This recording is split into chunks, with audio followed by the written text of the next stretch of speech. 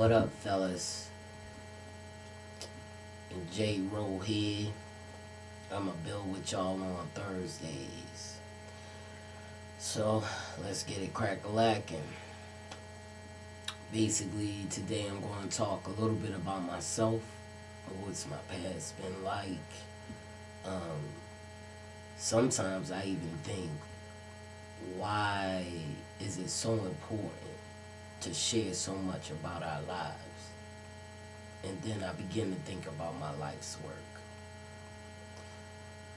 My life's work is really about creating safe spaces for people that I love. Simple, plain and simple.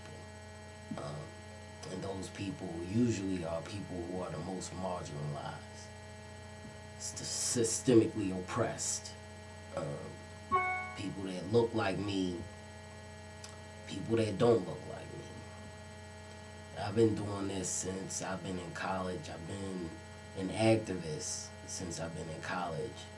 And it was something about the college years that really put a fire under my butt. You know what I mean?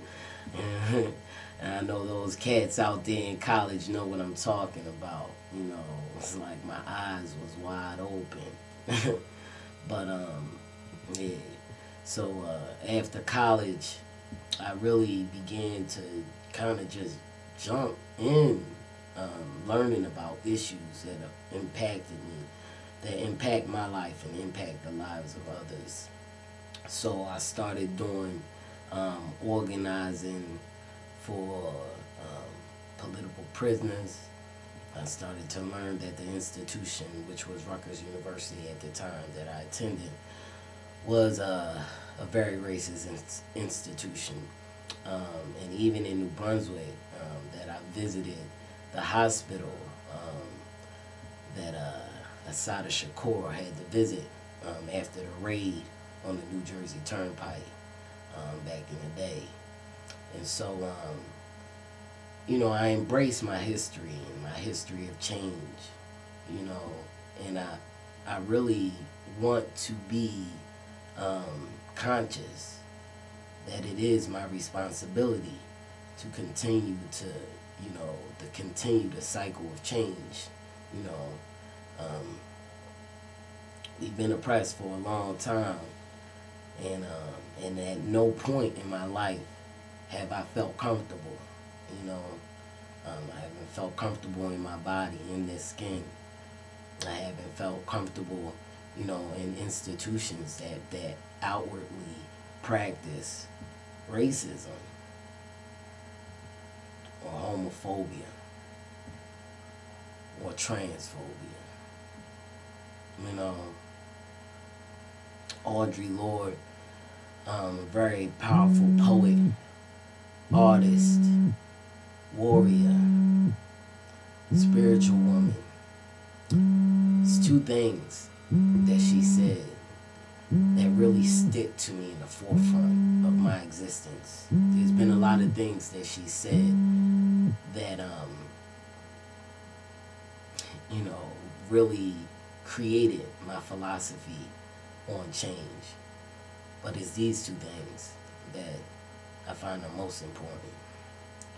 Number one, the master's tools cannot dismantle the master's house. You know, and so from that I gather that the master's tools is about, you know, fear. The core is fear. You know, what will happen? And it's mostly fear of losing power. What will happen if I lose this power? You know? What will happen? I know what will happen. And that's why they're afraid.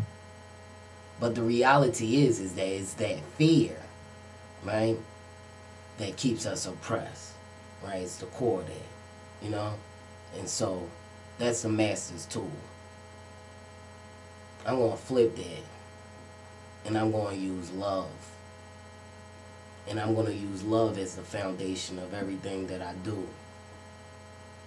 And I feel blessed to have the opportunity to have done it with people like Ramona Africa or Pam Africa, you know, the Move family in Philly, or just having the opportunity to talk to, you know, Daruba Ben Wahad, you know, ex-political prisoner, you know, or learning more about, you know, the roots, the fire, the flame under us. We know that this ain't right. And we know it needs to be changed. So the other thing that stuck with me from Audre Lorde is that the philosophy that we are not just one, we are all.